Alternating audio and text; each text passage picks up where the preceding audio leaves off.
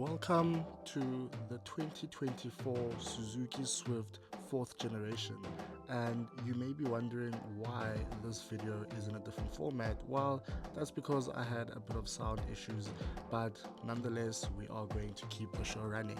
So, as I mentioned, this is the 4th generation Suzuki Swift, and my oh my, I think it looks extremely good. I'm keen to hear what your guys' thoughts are, because a lot of people on socials have been having me for the looks of this car, but honestly I think it looks really good, especially compared to the outgoing model. To many it might not be the same way immediately, but I think you should give it some time.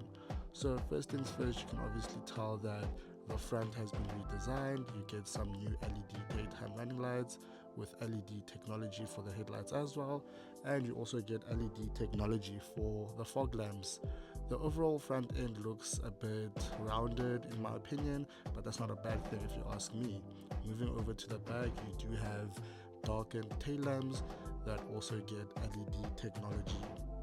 Overall, the Swift has slightly improved in terms of looks, and I think it has been modernized by quite a bit. A lot of people have mentioned that it looks quite cute, which I'm not sure I agree with, but I can agree with the fact that it does look good. I cannot stress enough just how good I find this car to be. But anyway, we flew down to Cape Town obviously for the launch, and we were road tripping throughout the Western Cape, through places like Stellenbosch and Franschhoek and surrounding areas, and it's been a really good companion. So with this car you get a new engine under the front bonnet. You get a 1.2 litre 3-cylinder instead of a 4-cylinder engine, and in this application it produces 60 kilowatts and 112 newton meters of torque, and I think it is plenty enough for this car. This car does weigh quite a little. I think it weighs under 1,000 kilograms if I'm not mistaken. So for that much weight, or that little weight rather, with the engine and transmission pairing, I think it really is quite a nice pairing. So you've got the option of either a 5-speed manual as before, or you can choose an automatic transmission, or a CVT rather. The CVT I did not get a chance to drive, but I am told that it is quite good. But my opinion is that in a budget car you should rather go for a manual instead of a CVT.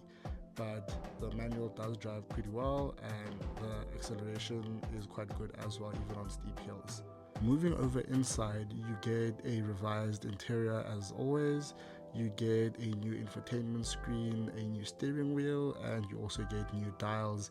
You also get a new climate control sort of section over there, which looks quite cool. And I think overall the interior is quite nice. It's a nice place to be in.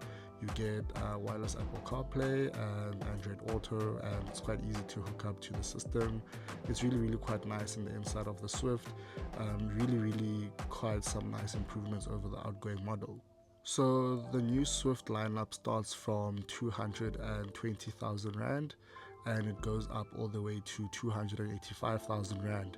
So you get the entry-level model, which you can see there at the back in blue, and then you also get these two babies, which are the top of the range GLX models. I think they all look really good, and they're also really well specified. So in terms of safety, you get 6 airbags, which is unheard of in the segment. It's probably the safest car in its segment, and you also get a bunch of other safety features like ISOFIX and ESP and all those good features that people should be looking out for in cars. And I think this car really does make for a really strong case for itself, given how much of a value proposition it is. I did mention in the pricing, and I think you guys should definitely check it out. And of course, don't forget to check out Naked for a quote on your next Swift. I think you should do that in a Swift, because all it takes is 90 seconds. Try it out. Anyway, I'll catch you guys on the next video. Cheers.